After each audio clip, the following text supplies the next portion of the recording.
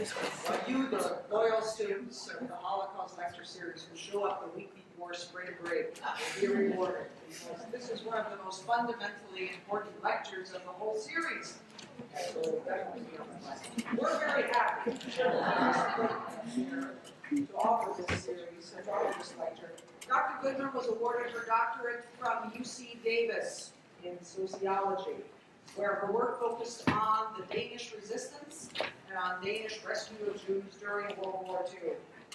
Prior to her retirement in 2013, Dr. Goodman was our academic coordinator for 12 years and did a commendable job of securing and building the formidable reputation of this lecture series. She continues to serve as the director for the Center of Study of the Holocaust and Genocide here at Sonoma State. She has heard many, many accounts over the past 12 years from scholars and from witnesses of genocide and its effects. So it is very appropriate that she introduce to you Raphael Lemkin and to offer her interpretation of the essential concept of this course, the concept of genocide. Professor.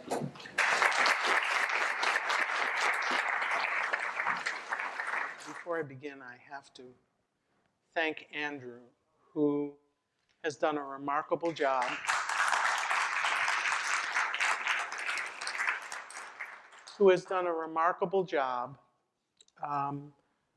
making sure that this is almost error-free. So I absolve him of any errors after this, and all the rest are mine. The topic for today's discussion is the concept of genocide. And I do want to emphasize that I am a sociologist by training, but I am also a political sociologist. So I try to approach understanding genocide from a kind of mixed position. And I think the sociology students in here will catch a hint of that as I move along. So what is genocide? Well, the sociologist Leo Cooper has stated, the word is new, the concept is ancient. Important questions arise as we contemplate the concept of genocide. Primarily among them are, what are the origins of the term of genocide? The term genocide, and why was it essential to frame it as a legal concept? And how has our understanding of genocide evolved?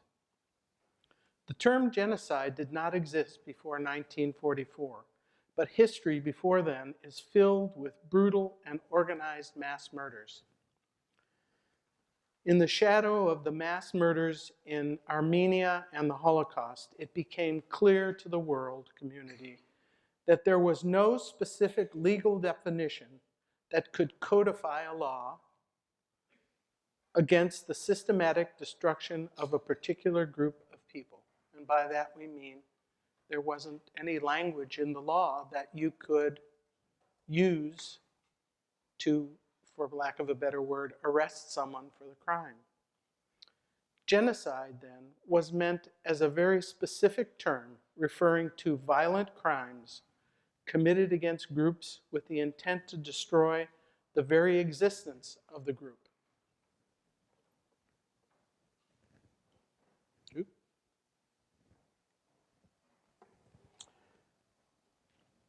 So, the outline for today's lecture is I'm going to give you an introduction and then a historical overview of genocide.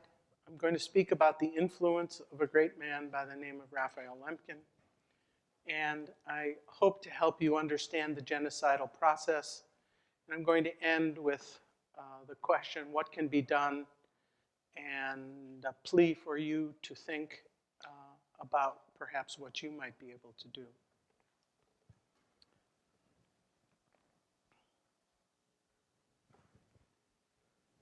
Social scientists and historians have written about a wide-ranging selection of historical events that entail widespread murder.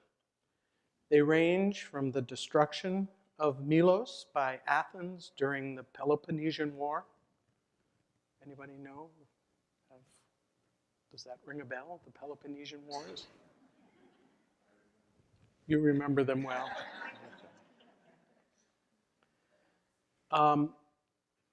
The Roman siege and eventual razing of Carthage at the close of the Third Punic War.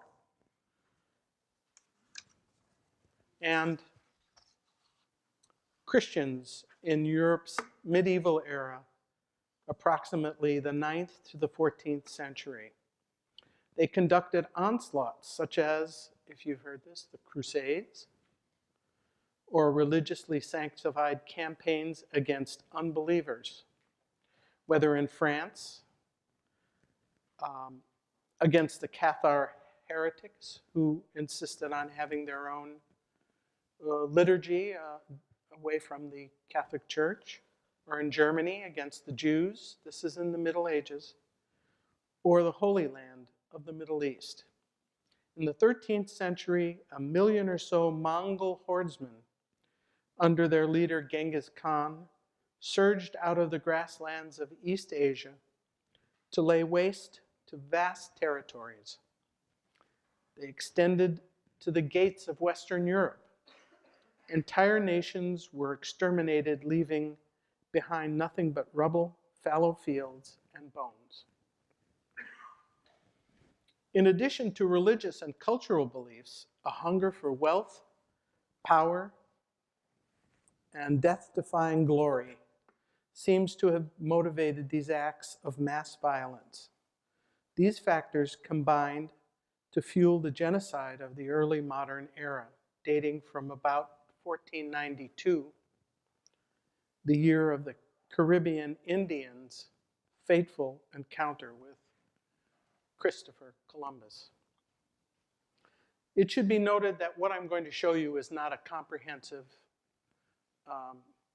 set of examples, but ones done that I found good slides for, or that are probably recognizable by some of you. Okay. Bet you didn't know about this one. How many people knew about this? Good. Very good. Professor Dodgen, talk about that? Just on research. What major? History major. Early missionaries to Japan learned Japanese, and although they were admired for their knowledge of the outside world, their proselytizing was entirely unwelcome. They persisted in their missionary zeal and made large inroads among the population. The violence against the Jesuit missionaries eventually extended to all Christians, Europeans, or even Japanese converts to Christianity. This persecution eventually led to the imposition of the exclusion orders, which kept Europeans out of Japan until the 19th century.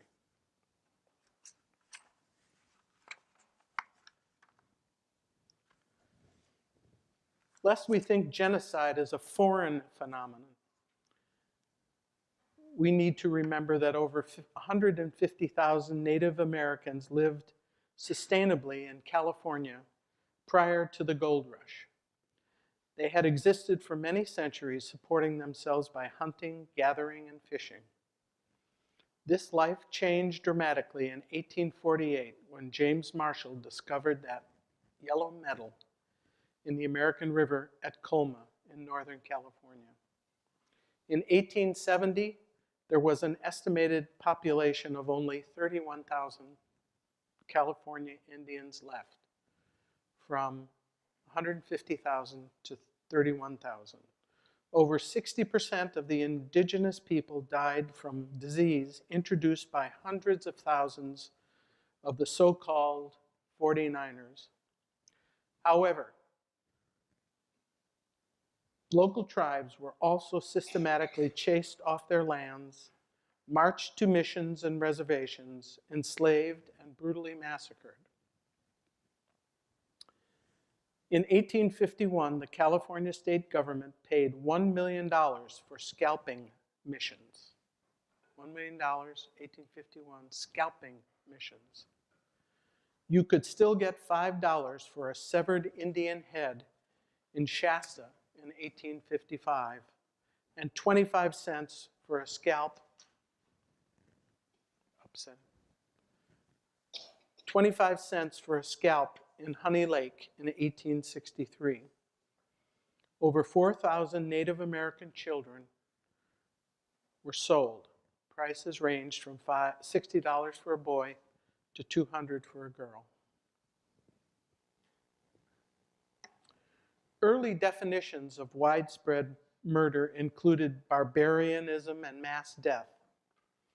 In the 19th and early 20th century, there were attempts included in international treaties aimed at preventing war and crimes against humanity.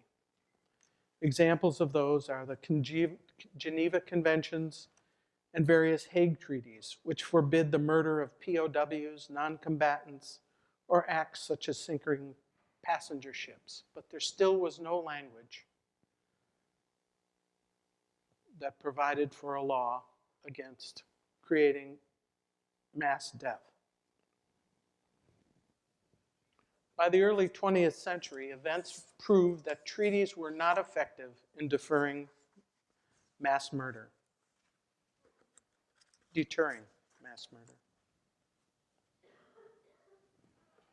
Now we come to the influence of Raphael Lemkin. Born in 1901, he grew up in a Jewish family in a town in eastern Poland. Lemkin developed a talent for languages. He would end up mastering at least a dozen or more, and a passionate curiosity about the cultures that produced them. He was struck by accounts of the suffering of Christians at Roman hands and its parallel in the pogroms then affecting the Jews in eastern Poland. His early experiences made Lemkin acutely sensitive to the concerns and anxieties about self-preservation. Those events prompted Lemkin's lifelong study of mass killing in history and the contemporary world.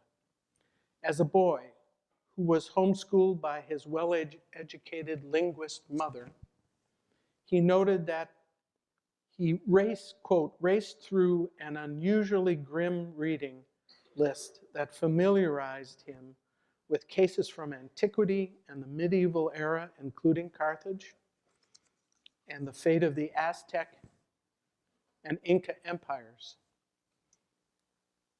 He was quoted as saying, "I was appalled by the frequency of the evil, and above all, by the impunity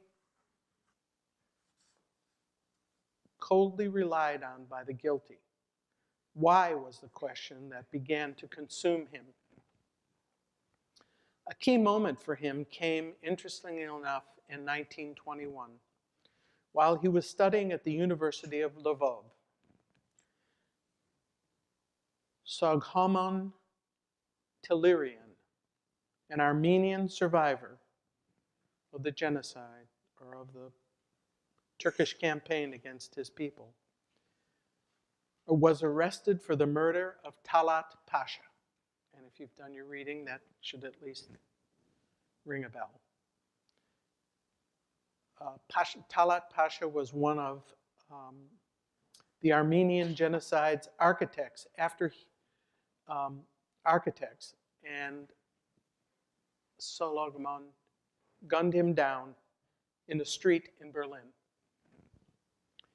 In the same year, leading planners and perpetrators of the Armenian genocide were freed by the British from custody in Malta as part of the Allies' post-World War I courting of a resurgent Turkey. Lemkin wrote that he was shocked by the juxtaposition, quote, "A nation was killed and the guilty persons were set free. Why is a man punished when he kills another man?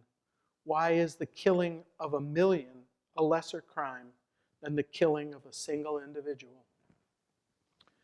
Despite the post-World War I prosecutions of the Turks for crimes against humanity, governments and public opinion leaders were still wedded to the notion that state sovereignty trumped atrocities against a state's own citizens. The state had control over what happened to its citizens. It was this legal impunity that rankled and galvanized Lemkin more than anything else. Until the Second World War, genocide was a crime without a name, in the words of British Prime Minister Winston Churchill. The man who named the crime, placed it in a global historical context, and demanded intervention and remedial action was a refugee from Nazi-occupied Europe himself. His story is one of the most remarkable of the 20th century. On December 9th, 1948, in the shadow of the Holocaust, and in no small part due to the tireless efforts of Lemkin himself, the United Nations approved a convention on the prevention and punishment of the crime of genocide. This convention established genocide as an international crime which signatory nations undertook to prevent and punish. So if a nation signed the convention, they promised that they were going to pursue people who committed genocide.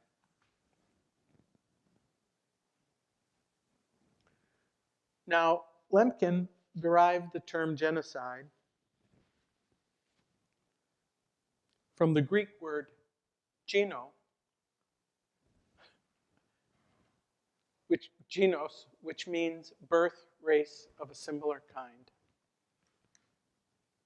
and from the Latin ceda, which means to cut or to kill.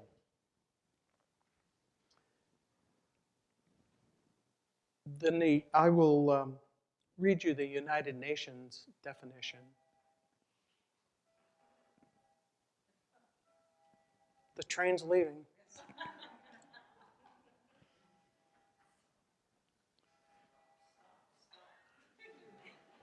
Not until it gets to the station.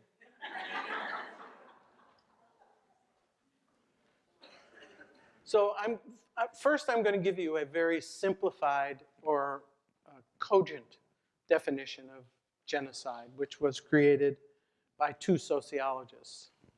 And that is that genocide is a form of one-sided mass killing in which a state or other authority intends to destroy a group as that group and membership in it are defined by the perpetrators. It's kind of precise and cogent. However, the United Nations definition is much more thorough. And I didn't want to put it up there because you would be writing. Students, it's in Jones. For other people who are not in the class and not reading our texts, United Nations definition, genocide, and Google will give it to you. But I'm going to read it to you. Genocide means any of the following acts committed with the intent to destroy in whole or in part a national, ethnical, racial, or religious group as such, killing members of the group, causing serious bodily or mental harm to members of the group, deliberately inflicting on the group conditions of life calculated to bring about its physical destruction in whole or in part, imposing measures intended to prevent births within the group, forcibly transferring children of the group to another group.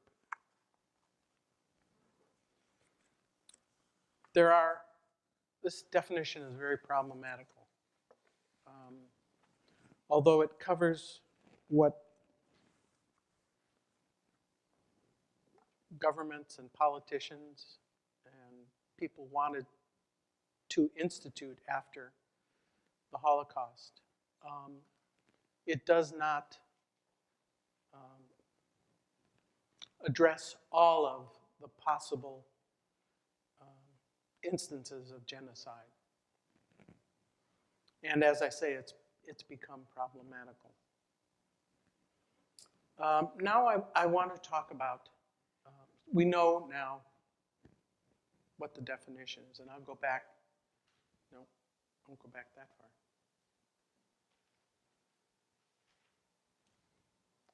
A form of one-sided mass killing in which a state or other authority intends to destroy a group as that group and membership in it are defined by the perpetrator.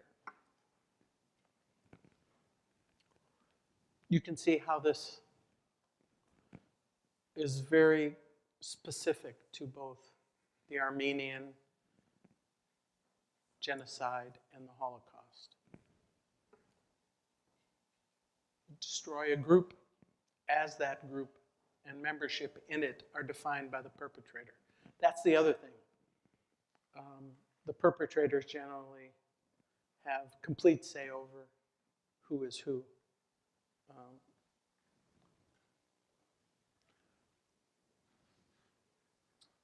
So I want to talk about the major causes of genocide, and I'll go into more detail of them. The major causes of genocide, or the systematic destruction of an entire people, are political ideology, and I'll talk a bit more about that, the use of propaganda and mass media, philosophical rationales,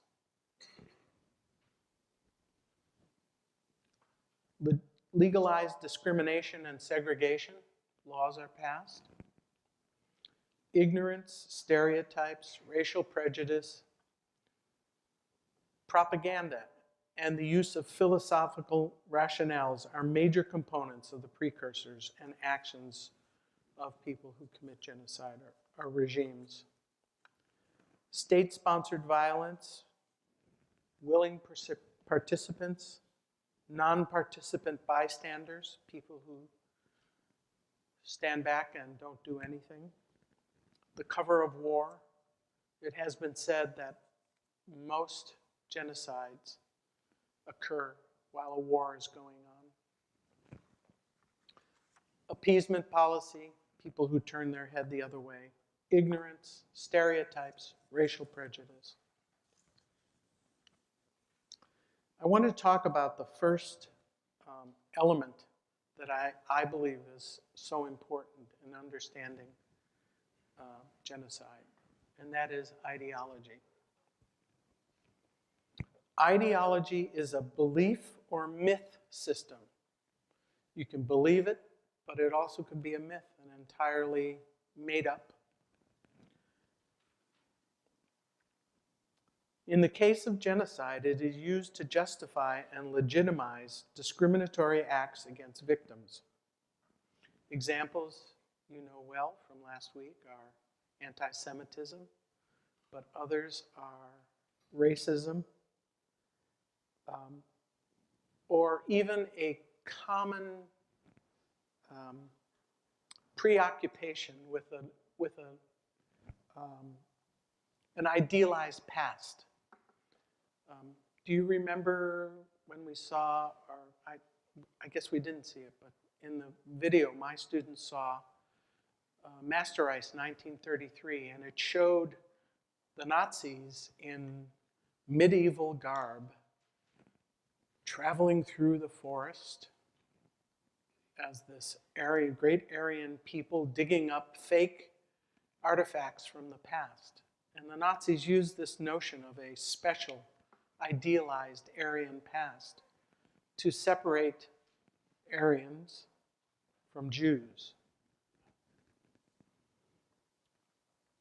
And these are all used to justify the social disintegration of the victims. All genocides are different. However, ideologies commonly preoccupy perpetrators of genocide: racial and ethno-religious hatred, longing for an idealized past, and belief in the right to territorial expansion. These ideologies serve to both foment and justify genocidal atrocities. When we see these ideologies being touted, we should keep in mind that genocide is sometimes waiting in the shadows.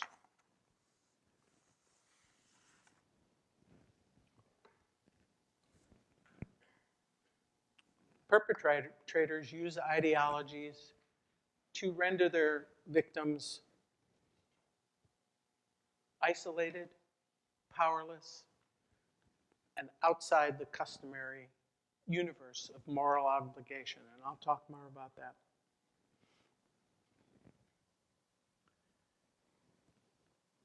This is a very important concept that comes from a scholar, a sociologist, who studied genocide, Helen Fine. And she says that the universe of moral obligation is that circle of persons toward whom obligations are owed, to whom the rules apply, and whose injuries call for attention and healing.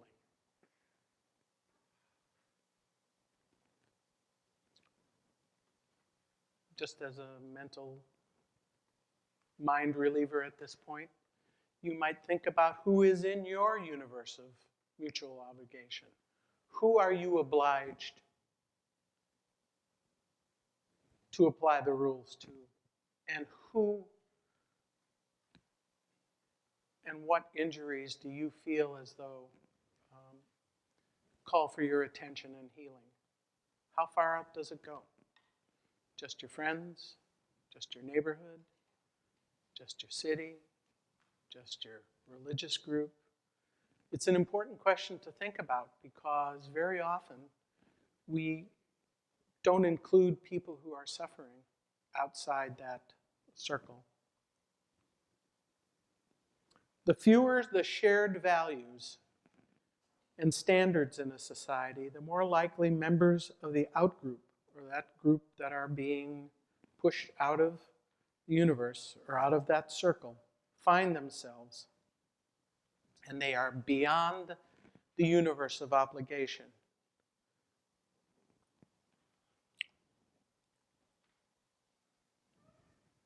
Okay, don't write them down. I'm going to tell you most of them, but very quickly. But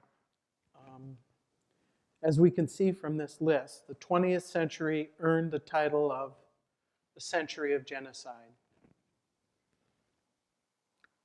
I want to briefly introduce you to the century. We have encountered some of these events in our course of study so far, but in order to understand the wide reach of genocide, we should attempt to explore the pervasive nature of the attempt to destroy entire populations.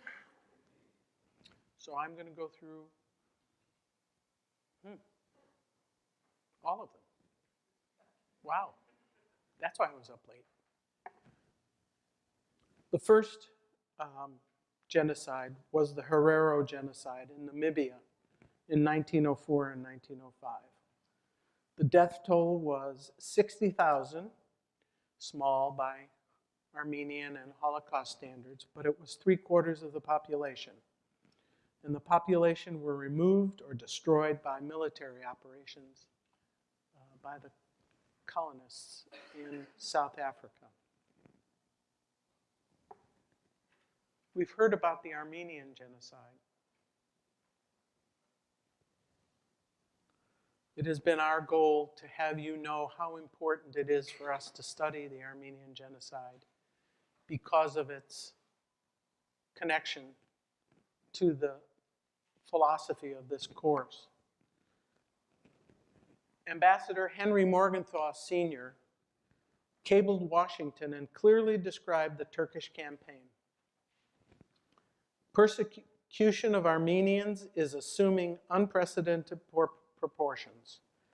Reports from widely scattered districts indicate that there is a systematic attempt to uproot the peaceful Armenian population.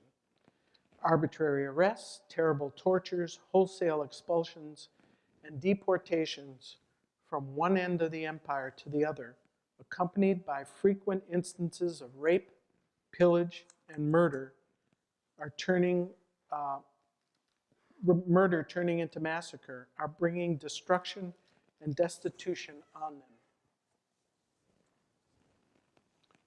He continued, these measures are not in response to popular or fanatical demands, but are purely arbitrary and directed from Constantinople in the name of military necessity, often in districts where no military operations are likely to take place.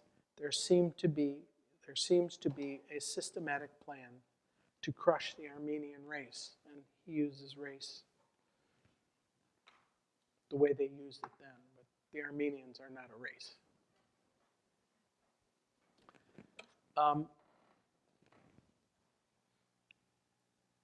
We have heard about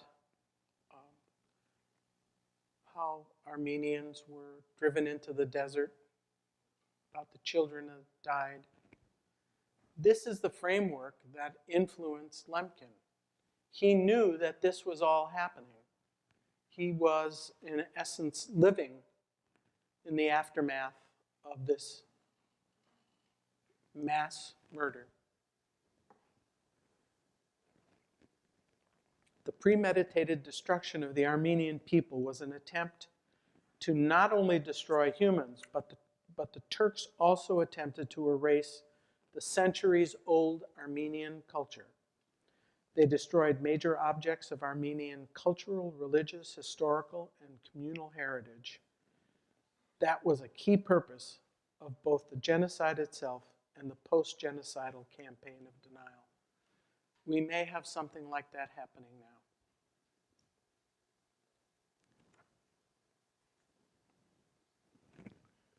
The Ukrainian famine of 1932 and 33, I just kind of briefly knew about this, and until I started teaching the course, started learning about what went on in the Ukraine, of all places. There are other things going on in the Ukraine now. Joseph Stalin, the leader of the Soviet Union, set in motion events designed to cause a famine in the Ukraine to destroy the people there seeking independence from his rule. As a result, an estimated 7 million persons perished in this farming area known as the breadbasket of Europe, depriving the people of food they had grown with their own hands. You know, it's always a temptation, you know, go looking for slides that portray what goes on. And the things that I saw, I decided to spare you. So you have an artist's rendition of what went on. But it was just absolutely horrific. 7 million people. The Nanking Massacre, 1937, 1938. It was also known as the Rape of Nanking, and it was an episode of mass murder and mass rape committed by Japanese troops against the residents of Nanking, China, during the Second Sino-Japanese War. The 6 weeks of carnage would become known as the Rape of Nanking and represented the single worst atrocity during the World War II era in either the European or the Pacific theaters of war. Those are our 2 bricks that are at the Holocaust and Genocide Memorial, and there is a stone monument dedicated to the victims of the Nanking Massacre. Sonoma State has some interesting connections to both the Armenian, the Holocaust, and the Nanking Massacre. Not so much the Armenian, but both the Holocaust and the Nanking Massacre were experiences that faculty members went through. Emeritus Professor John Steiner, who was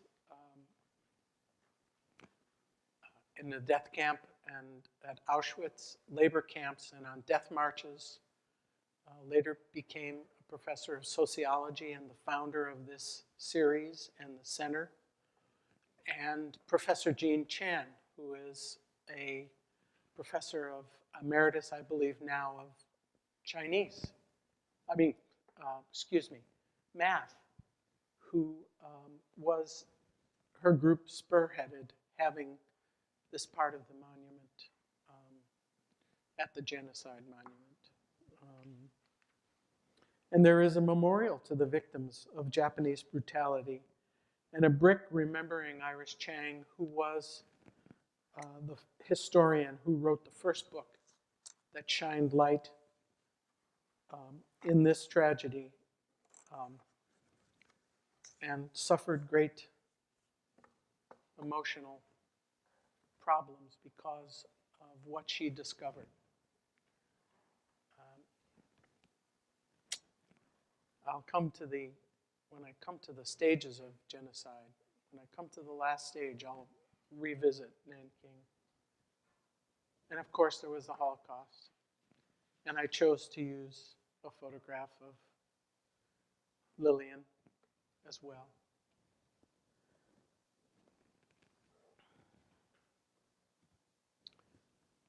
How many of you are aware of the Cambodian genocide? Very good. In depth? Oh, good. I'll just bore you. In Cambodia, the Khmer Rouge's interpretation of Maoist communist ideology allowed them to believe that they could create a classless society simply by eliminating all social classes except for the old people, poor peasants who worked the land. The Khmer Rouge believed that Cambodia should be returned to an alleged golden age, a remembered past, when the land was cultivated by peasants and the country would be ruled for and by the poorest in society.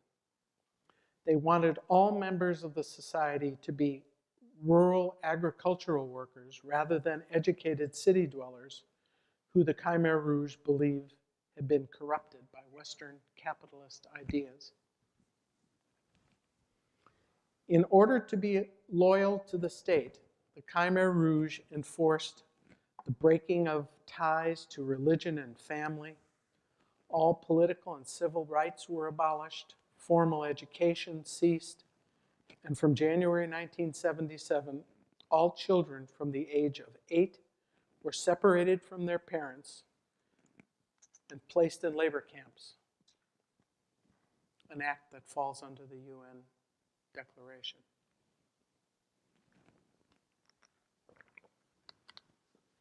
They were taught that the state was their true parent. For the Khmer Rouge, children were central to the revolution as they believed they could easily be molded, conditioned, and indoctrinated. They could be taught to obey orders, become soldiers, and kill enemies. Children were taught to believe that anyone not conforming to the Khmer laws were corrupt enemies. Khmer Rouge ideology stated that the only acceptable lifestyle was that of poor agricultural workers. Factories, hospitals, schools, and universities were shut down. Lawyers, doctors, teachers, engineers, and qualified professionals in all fields were thought to be a threat to the new regime. And the simple act of wearing glasses was enough to make you an enemy of the state, because if you wore glasses, that meant you wanted to read. And if you wanted to read, that meant you were educated. And if you were educated, you were an enemy of the state.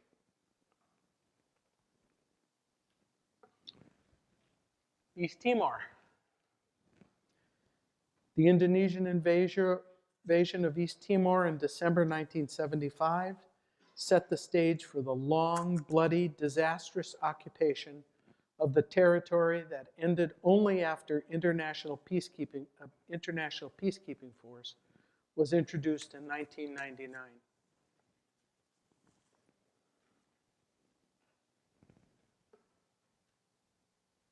The Mayan genocide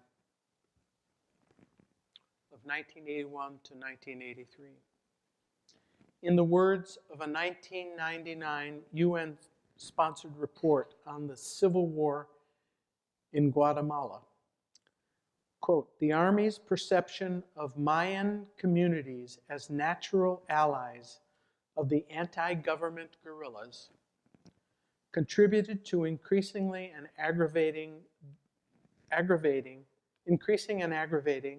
the human rights violations perpetrated against them, demonstrating an aggressive racist component of extreme cruelty that led to extermination en masse of defenseless Mayan communities, including children, women, and the elderly, through methods whose cruelty has outraged the moral conscience of the civilized world." That's from the UN.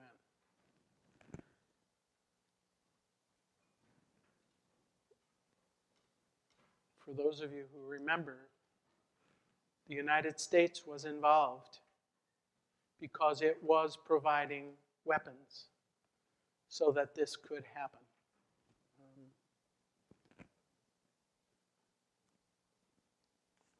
Our hands are not clean, but they're not clean from afar in history and afar from distance. The Iraqi Anfal campaign, led by Saddam Hussein against the Kurds, was a systematic and deliberate murder of at least 50,000 and possibly as many as 100,000 Kurds because they were Kurds. It was the culmination of a long-term strategy to solve what the government saw as its Kurdish problem. One chapter in this campaign in 1988, in one chapter, chemical weapons were used against Kurdish villages. I think there was some implication that Saddam Hussein received that poisonous gas from the US government. The Kurds have been named a people without a country. Fierce fighters, and to this day, they're being shifted between Iraq and Syria and now threatened. You can see how close they are to the places where ISIS is making its inroads.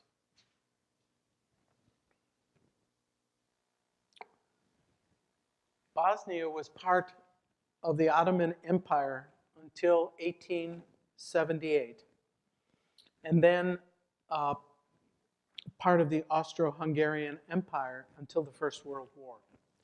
After World War I, it was united with other Slav territories to form Yugoslavia, essentially ruled and run by Serbs from the Serbian capital in Belgrade.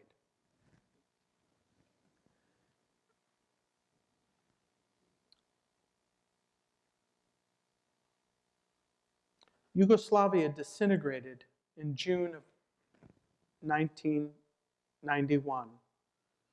And in 1992, in the Republic of Bosnia-Herzegovina, conflict between the three main ethnic groups, the Serbs, the Croats, and the Muslims, resulted in genocide committed by the Serbs against Muslims in Bosnia.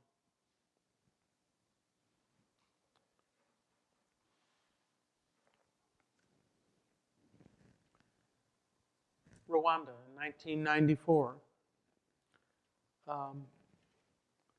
800,000 Tutsis were murdered in a 3-month period, and the international community watched. the event unfold and did nothing. We'll learn more about Rwanda as we move along. Imagine that, 800,000 people in a 3-month period. And that was largely without machine guns. So.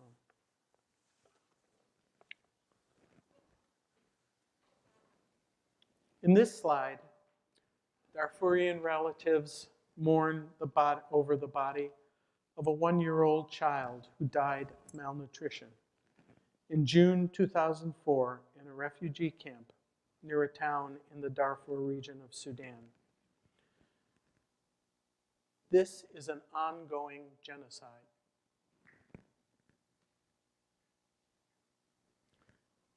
I will have more to say about this towards the end, but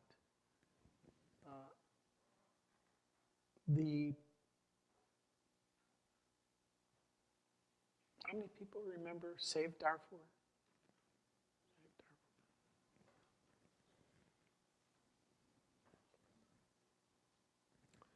Okay, so there are other places where there's genocide going on. The Congo, ongoing, has to do with diamonds and minerals and everything that goes into your cell phone, and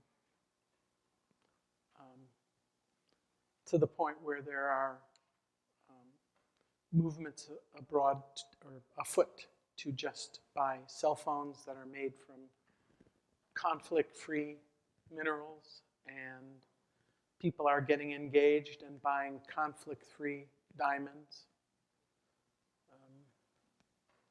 It's about the most we can do in the West, but I would suggest later on that that's not entirely the case.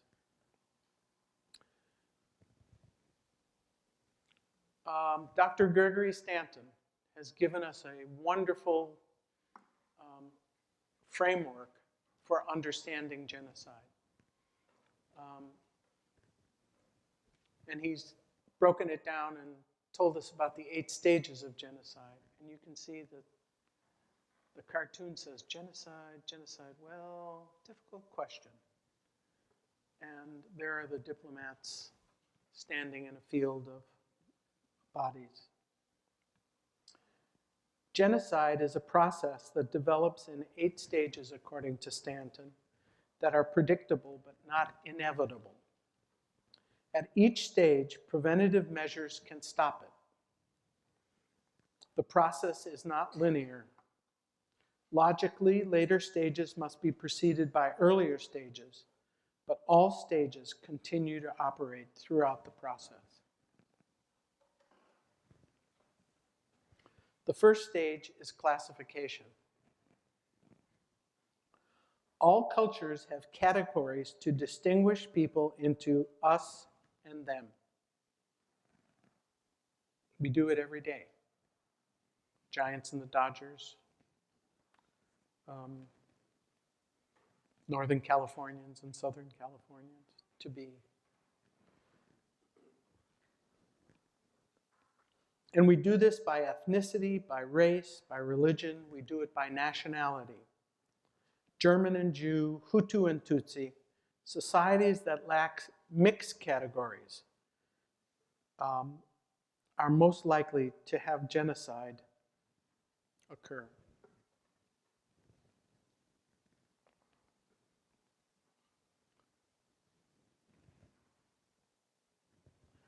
The main preventative measure at this early stage is to develop universalistic institutions that transcend ethnic or racial divisions. I would suggest to you that they are attempting to do that in Rwanda. They no longer speak in Rwanda about Hutu and Tutsi. In Rwanda, we are Rwandans, they say.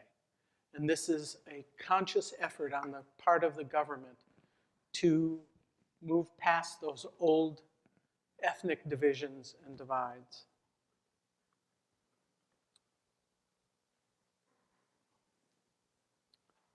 Another important step at this point is to actively promote tolerance and understanding, and to promote classifications that transcend these divisions.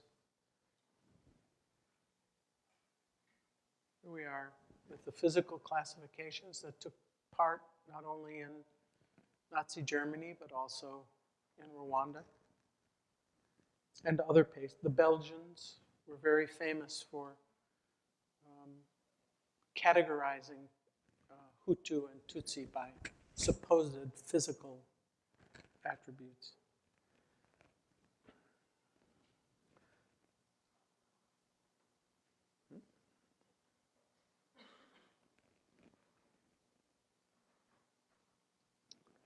The Catholic Church could have played this role in Rwanda, saying we are all Catholics or we're all Christians. But unfortunately, they were subject to the same divisions. And there have been a few Catholic priests who have been convicted of genocide because of their lack of assistance and also of their active involvement in the genocide in Rwanda. So the Belgians distinguished between Hutus and Tutsis by nose size, height, and eye type.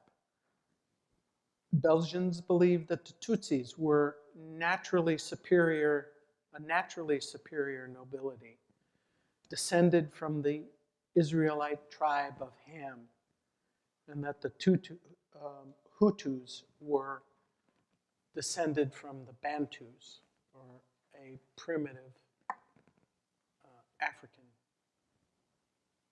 ethnicity, I imagine. So we see that there were charts that helped bureaucrats understand how you see one person as one thing or as another.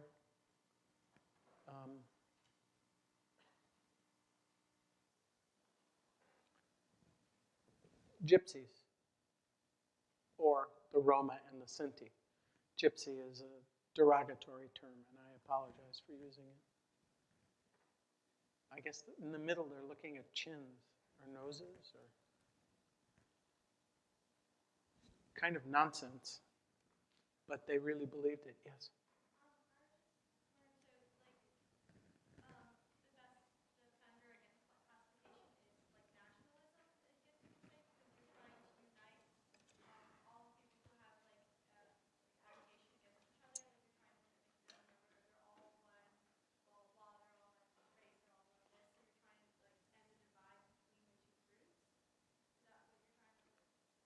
So what you've said is that you have learned, or you believe you've learned? It seems as though that the best preventative of that is nationalism and to promote the nation. And we're all part of the nation. What happens to your neighbor?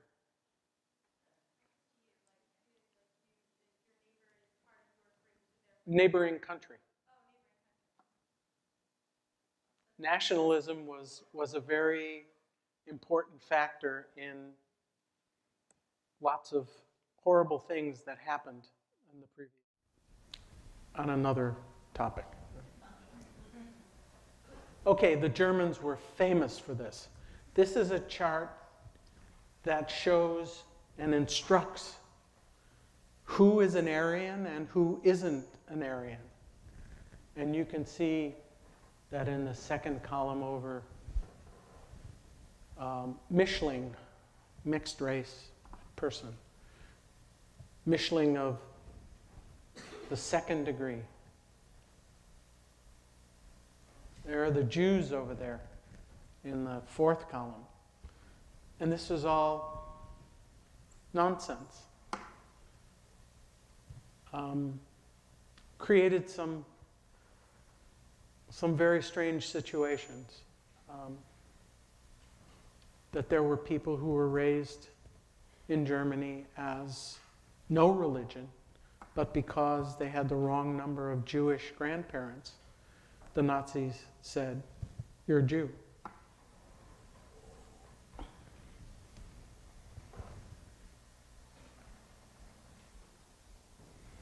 The next step is symbolization. We give names or other symbols to the classifications. We name people Jews or Gypsies, or distinguish them by colors or dress. Apply the symbols to members of the group. Classification and symbolization are universally human and do not necessarily result in genocide unless they lead to the next stage, which I will talk about, which is dehumanization. When combined with hatred, symbols may be forced upon unwilling members of outsider groups. The yellow star for Jews under Nazi rule. The blue scarf for people from the Eastern Zone and Khmer Rouge. Khmer Rouge, red Khmer. People in the East were called blue. To combat symbolization, hate symbols can be legally forbidden, such as swastikas, as can hate speech. Group marking like gang clothing or tribal scarring can be outlawed as well. The problem is that legal limitations will fail if they're unsupported by popular cultural enforcement. And though the Hutus and the Tutsis were forbidden words in Burundi, until the 1980s, code words replaced them. If widely supported, however, denial of symbolization can be powerful, as it was in Bulgaria and in Denmark, where the Jewish star was never instituted.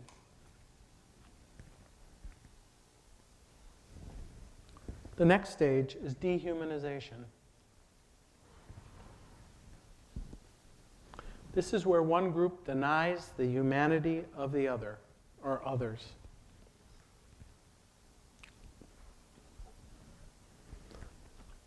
Classification and symbolization become stages of genocide only when combined with dehumanization. Denial of the humanity of others is the step that permits killing with impunity. The universal human abhorrence of murder of members of one's own group is overcome by treating the victims as less than me, less than us, less than human. In incitements to genocide, the target groups are called disgusting animal names.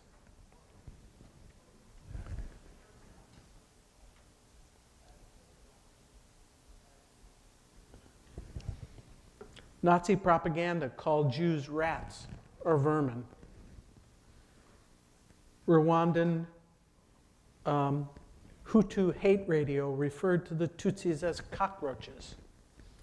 The targeted group is often likened to a disease or microbes or infections or a cancer in the body politic.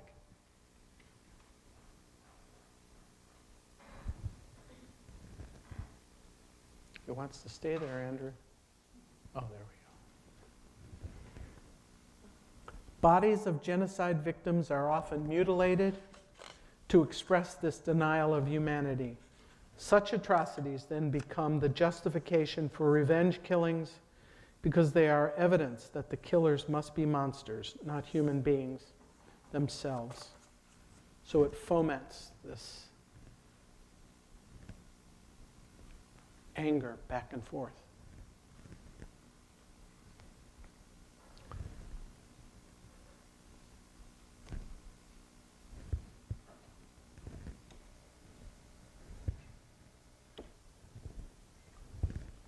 The next stage is organization.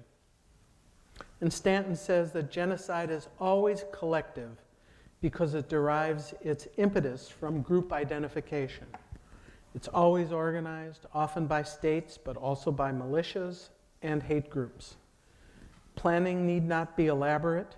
Hindu mobs may hunt down Sikhs or Muslims, led by local leaders. Methods of killing need not be complex. Tutsis in Rwanda died from machetes. Muslim Chams in Cambodia from hoe blades to the back of the neck. Bullets must not be wasted was the rule at Cambodian extermination prisons, expressing the dehumanization of the victims. Social organization of genocide varies by culture. It reaches its most mechanized bureaucratic form in the Nazi death culture.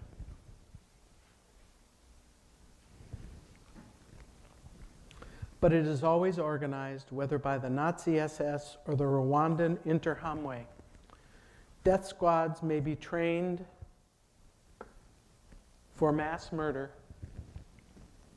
as in Rwanda, and then they force everyone to participate, which happened there, spreading hysteria and overcoming individual resistance. Terrorist groups will pose one of the greatest threats to genocidal mass murder, especially if they gain access to chemical, biological, and even nuclear weapons. These are the Janjaweed, the militia, the devils on horseback in Darfur.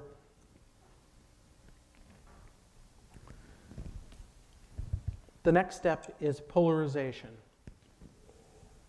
Extremists drive the groups apart.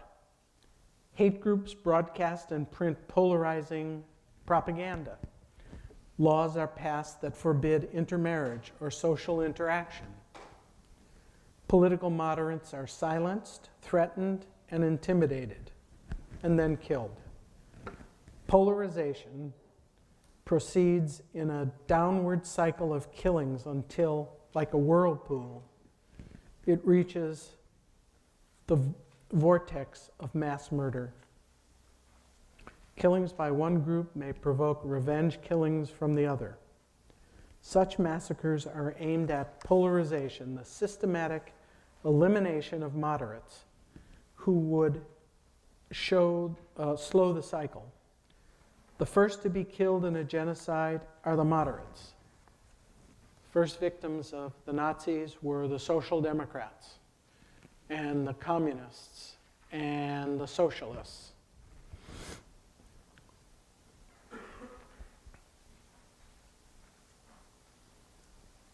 People who would oppose the extremists.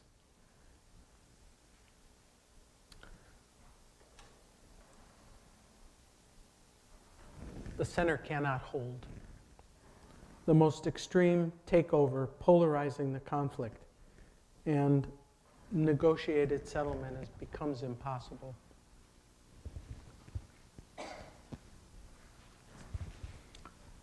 Jews are not wanted here from a child's book, picture book.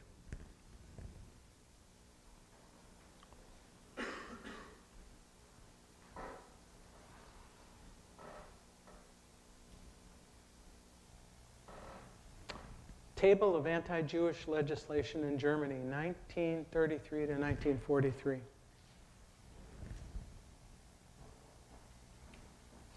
Can't sit on park benches, can't walk in the park.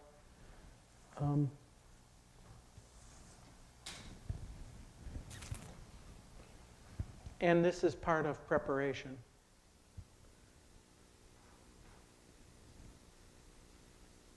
That had an extremely high circulation, Der Stürmer, some violently anti-Semitic newspaper in Germany. So we come to preparation. Preparation for genocide includes the identification, lists are made, they're drawn up, houses are marked,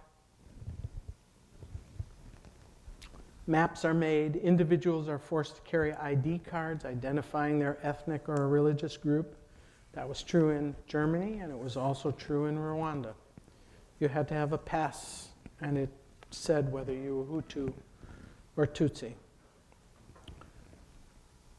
Identification greatly speeds the slaughter. In Germany, identification of Jews was defined by law and was performed by a methodical bureaucracy in Rwanda. In Rwanda, identity cards showed each peasant's ethnicity.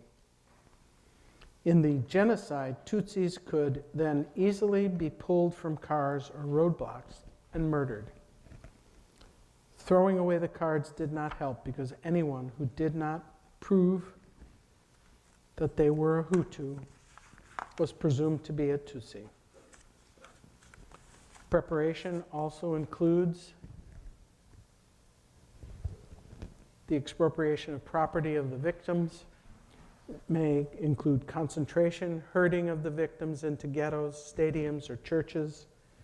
In its most extreme form, it even includes the construction of concentration and extermination camps, or conversion of existing buildings, temples and schools into extermination centers, which was done in Cambodia. Transportation of the victims to these killing centers is then organized and bureaucratized.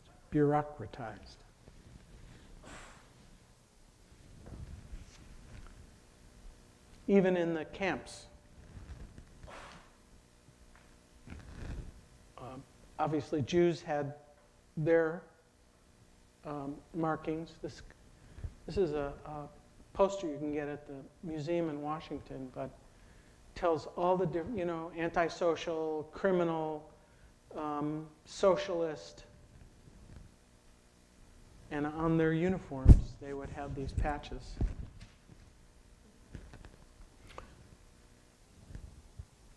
The final phase is extermination. This is the 7th step. It is considered extermination rather than murder because the victims are not considered human. They are vermin, they are rats, they are cockroaches. Killing is described by euphemisms of purification, ethnic cleansing. In Bosnia, rat extermination. Or ethnic cleansing, in Bosnia, and rat extermination in Algeria. Targeted members of alien groups are killed, often including children. Because they are not considered persons, their bodies are mutilated, buried in mass graves, or burnt like garbage.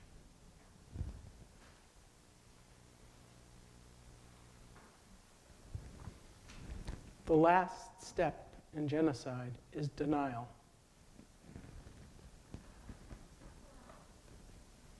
Every genocide is followed by denial.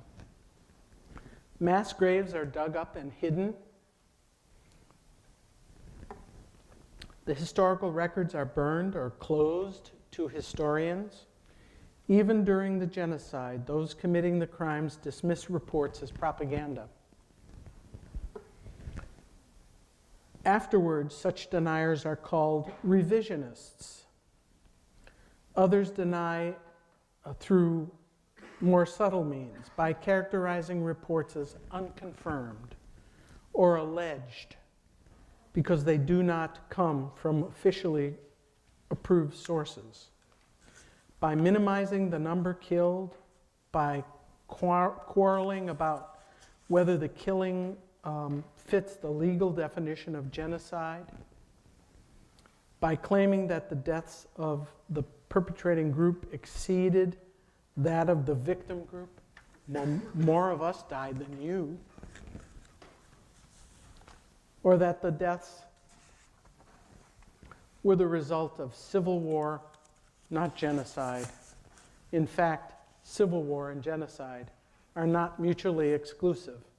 Most genocides occur during wars.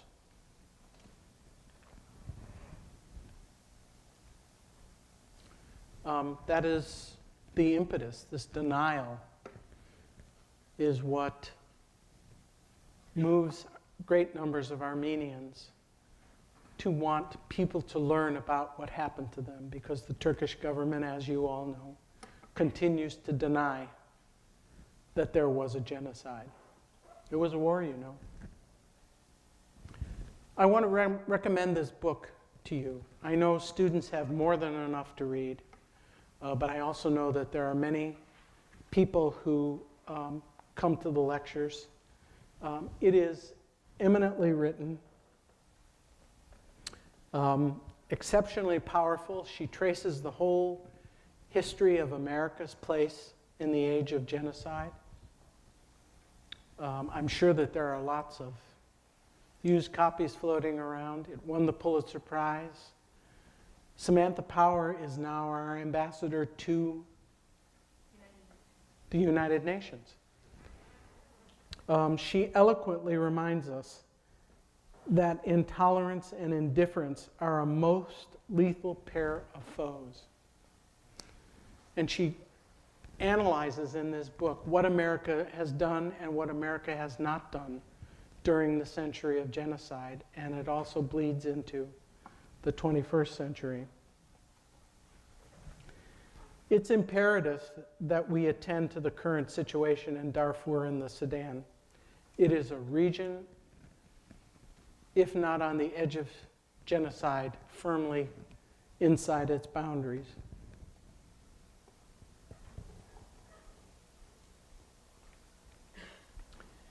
In one of the worst campaigns of mass slaughter since World War II, more than 2.1 million civilians have been killed in the Sudan over decades of brutal conflict between North and South, in Darfur in the West and in other regions. Since the 1950s, the Arab-dominated government of Sudan, centered in the capital of Khartoum, has tried to impose its control on the country's African minorities living along the nation's periphery. The result has been a deadly mix of ethnic, religious, and politically motivated conflicts. Though the North-South Civil War is over, and South Sudan gained its, centered in Khartoum, has tried to impose its control on the country's African minorities living along the nation's periphery. They've attempted to do that. The result has been a deadly mix of ethnic, religious, and politically motivated conflict. I said that. Skipped a paragraph.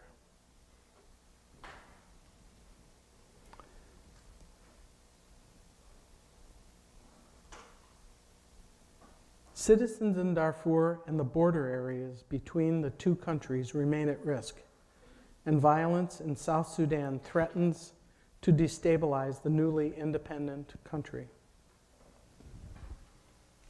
I've already mentioned the Janjaweed who were in Darfur, and now they have moved into the Nuba Mountains as well. Devils on horseback.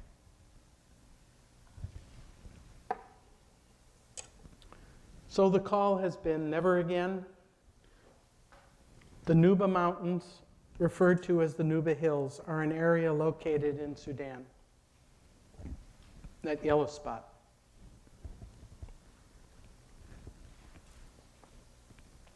The area is home to a group of indigenous ethnic groups known collectively as the Nuba people. The international community, including a number of celebrities such as George Clooney. Did you know that George Clooney is interested in this? If he is interested, why? We all should be. They've traveled to the Nuba Mountains and documented the continued genocidal activities of the government of President Bashir. There's a man who writes about genocide. He's written more books than I can count on the fingers of my hands about genocide. His name is Samuel Totten. And over the holidays, he, with some volunteers, went to Sudan at great peril to themselves and funded by the community of genocide scholars in the United States, took food supplies to the people in the Nuba Mountains.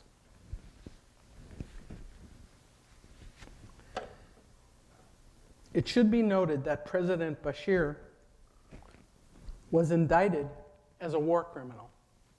He can't leave the Sudan, because if he does, he'll be grabbed. Excuse me. As a result of his genocidal activities in Darfur. So, for over 2 years, a humanitarian catastrophe has unfolded in the Nuba Mountains as fighting intensifies between the government of Sudan and the thousands of fighters from the Sudan's People Liberation Movement. Hundreds of thousands of civilians have been forced to flee their homes, just as they did in Darfur, as the Sudanese government bombs civilian targets, destroys communities in scorched earth ground attacks, and blocks humanitarian agencies from reaching people in need of assistance.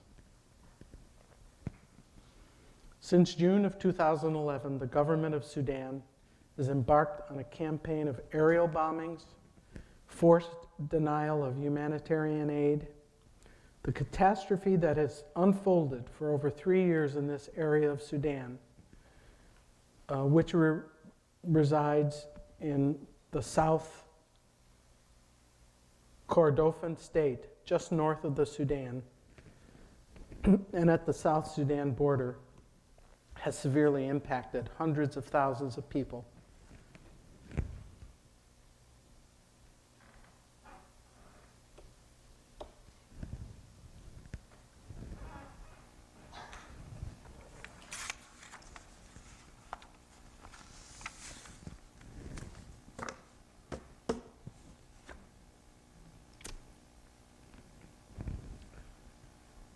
I can't believe the world stood by and did nothing. I can't either. When do you think the movie Hotel Sudan will be released?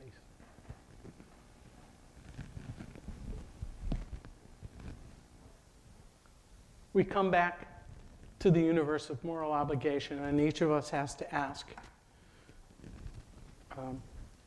just who is in that circle? I can't go tromping off to Sudan, and I do what small work I can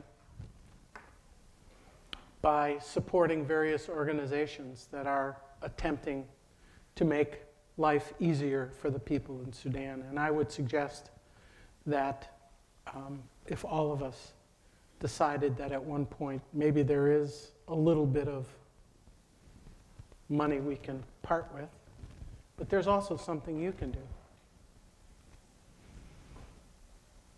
Recognize that? Those are people from Santa Rosa. And that is the Walk to End Genocide. I don't know what year it was. But all those people, including a team from Sonoma State, showed up to walk against genocide, or to end genocide, and take part in those activities. They're going to do it again this April on the 26th. I would suggest that if you're interested, that you go to, did I get that? No, I didn't get it. JWW, Jewish World Watch. It's an organization that provides assistance in Africa and other places in the world where people's lives are threatened.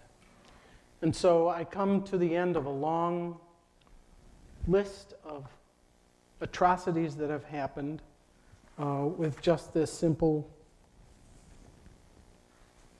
statement that I was tired of reading about what had happened and decided that even in the smallest of ways I could make a difference. And I hope you'll seriously consider that. Thank you.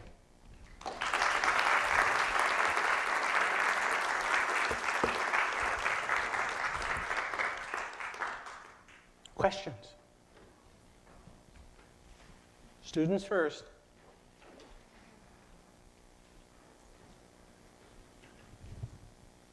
Do I have a student?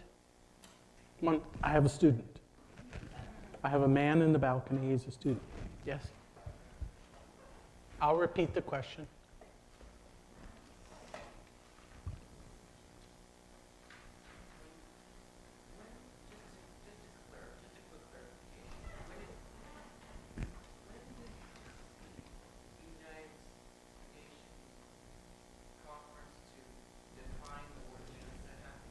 1948.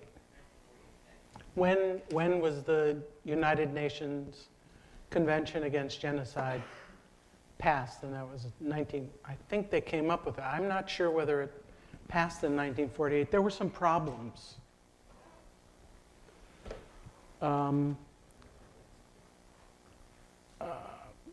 Members of the Security Council at that time, or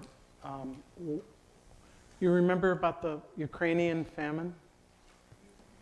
The Soviet Union? Well, from a distance in history, we can say it was a genocide, but they were kind of sensitive about having the convention so explicit. And remember the California Indian?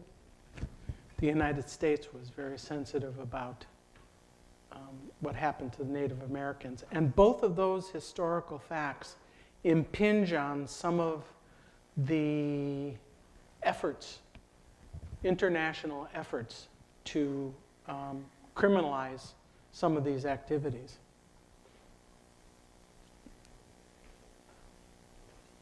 Okay, students are done. Yes? Do you consider the death of 20 million plus under Stalin a genocide? 20 million plus do I consider the death of 20 million plus under Stalin a genocide?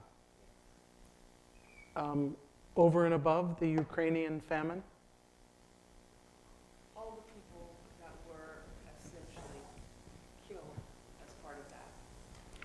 Well, I think I need more information about that. I know there were people who died in the gulags and were sent to Siberia, but where does that number come from? I guess I've read it or seen it quoted. The Stalinist purges. At some point, you can say that anything that has large numbers becomes genocide, and the term loses its effect. And in fact, there are people now who are talking about things like politicide. So that might fall into something that was a political mess. We're talking about gendercide, places where women and young girls are maimed and murdered. Fratricide, the Civil War. I mean, as it's moved along, some of it has actually kind of losing its punch. Or at least the punch it had after the Holocaust and the Armenian genocide. Why does it matter? Okay. Why does it matter that the word genocide is losing its punch? Isn't it just as evil what kind of side it is? We can call anything evil, but unless we have the tools to make it a crime, there isn't much we can do about it. And that was why the term genocide was so important. Coming up with the word and the convention, which is essentially a law by which people can be charged. Yeah? In what ways do you believe the UN definition of genocide needs to be expanded? Is there any... Do I believe that the UN definition needs to be expanded? Yeah, do they need to focus on more specific areas as well? Anything that's been kind of swept under the rug?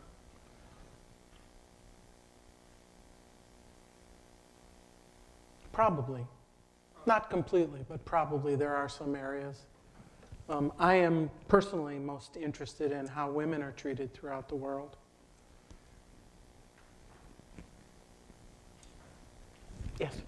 You mentioned Nanking.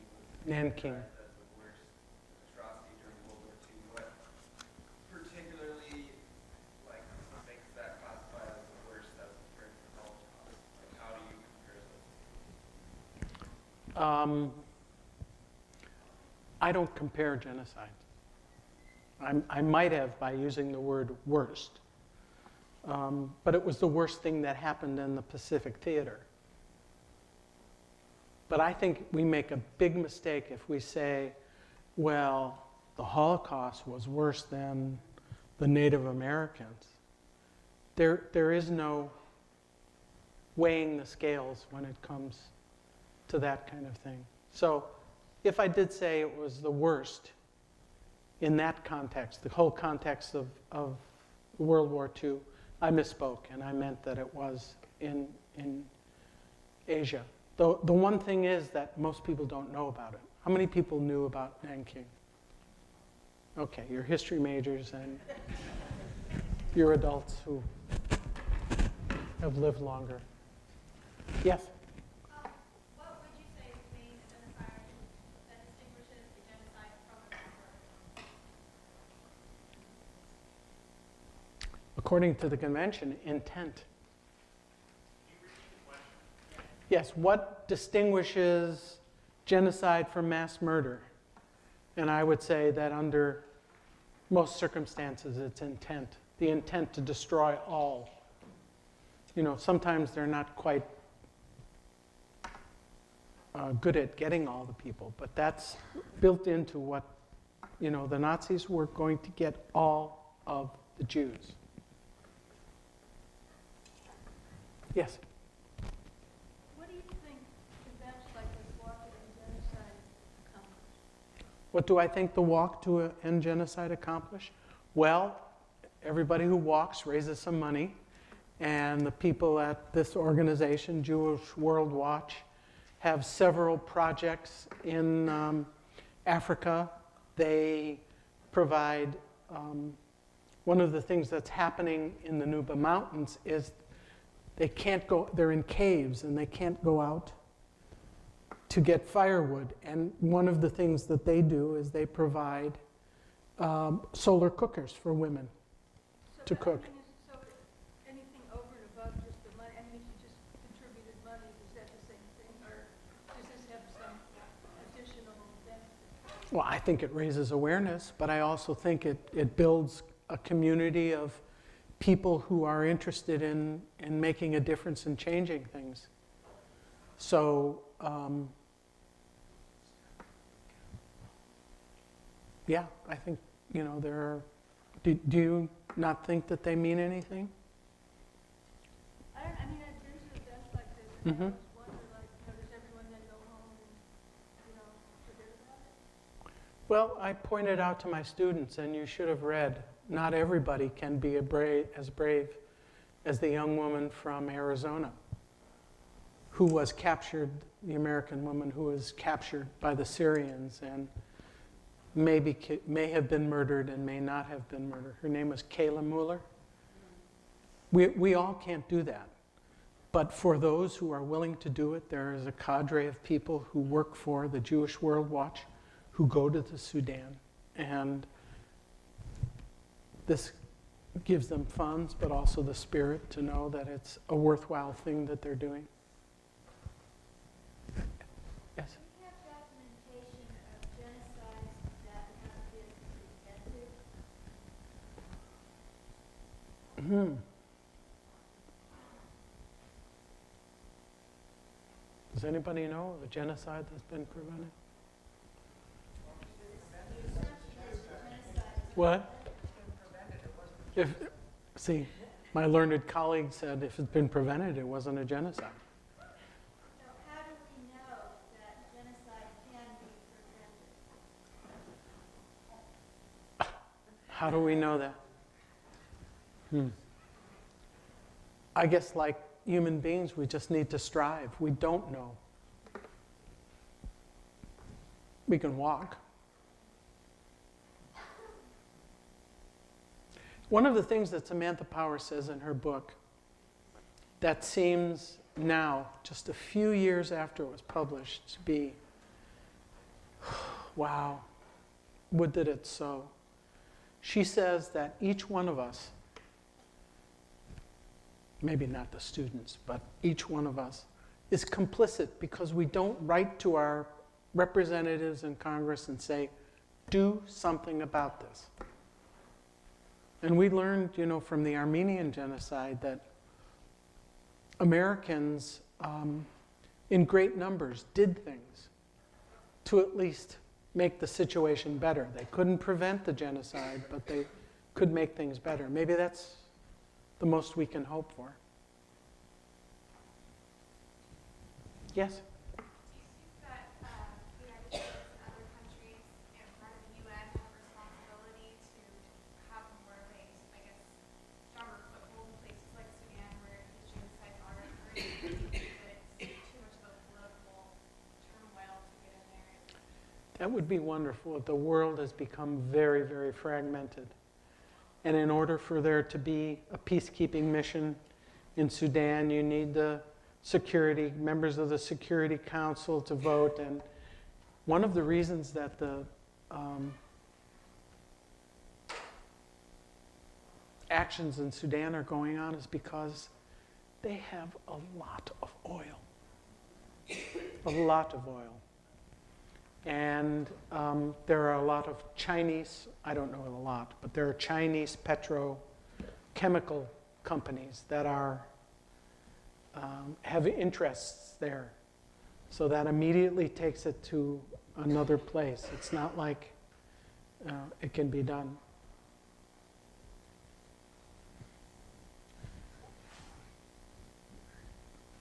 Barbara?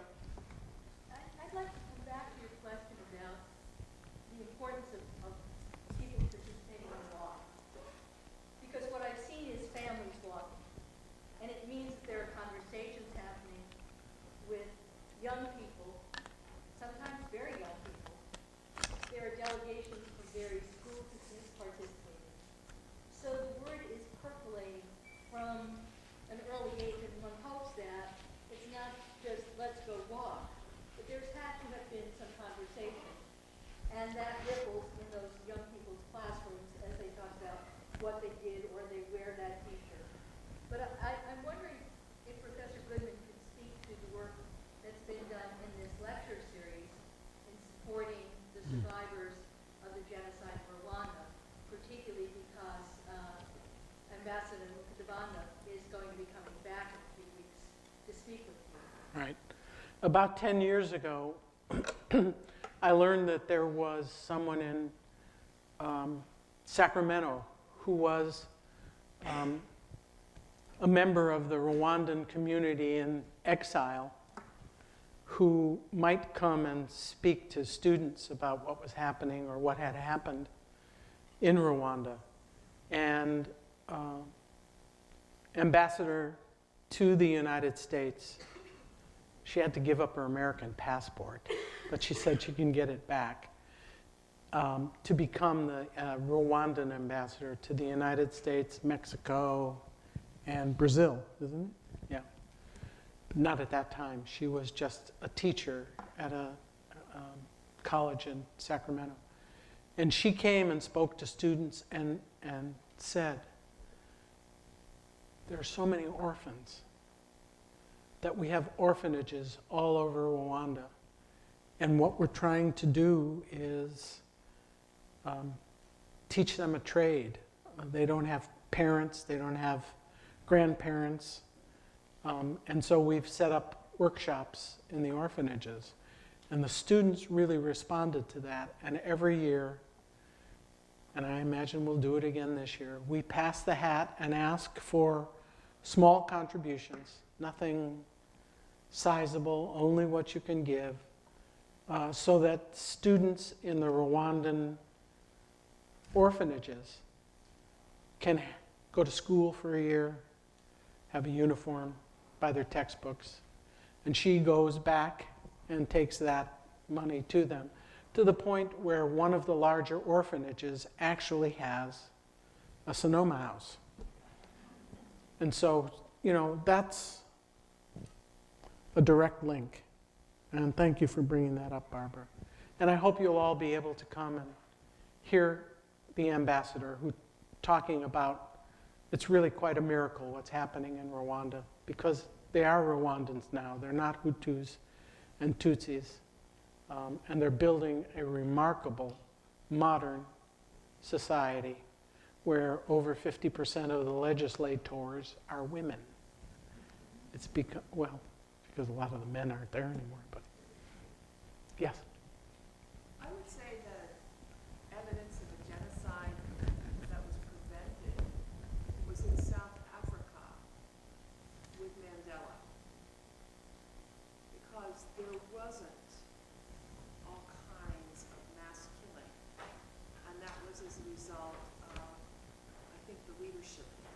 Do you think that that could be true? Which leadership? Mandela. As the leader, when the power shifted, there really could have been incredible mass killing, but there wasn't. I'm not backing anybody, but there were two sides to that. There had to be two sides. But I don't think it would have. The genocide had gone on earlier in the century in Namibia. But we don't know whether it would have been a genocide. It might have been a slow attrition. Yes? Did you have your hand up? Do you think that first world and third world countries would be more susceptible to genocide in today's age? Do I think that first world or third world countries are more susceptible to genocide? Yeah, or if like there's no distinction between them in terms of whether or not they have so much. I think there's so many complex factors that could shift either way that I'm not fully convinced myself that that is a primary factor. What do you think? I didn't have an opinion, I was just wondering. Okay, well, it's a good question. Yes? Do you see any signs of genocide percolating in any countries currently in Europe Sudan. or Africa? Chechnya. The Congo. Where? No. Nigeria. Need to speak. Syria. ISIS. Some people might jump all over me, but Israel's pretty debatable. It's pretty intense. It is intense, but I don't know whether it borders on genocide. The steps, I don't know. the stages, and see where it fits. The I age don't know. stages. Right. Good suggestion. I don't think so. Thank you, Bernard. Thank you.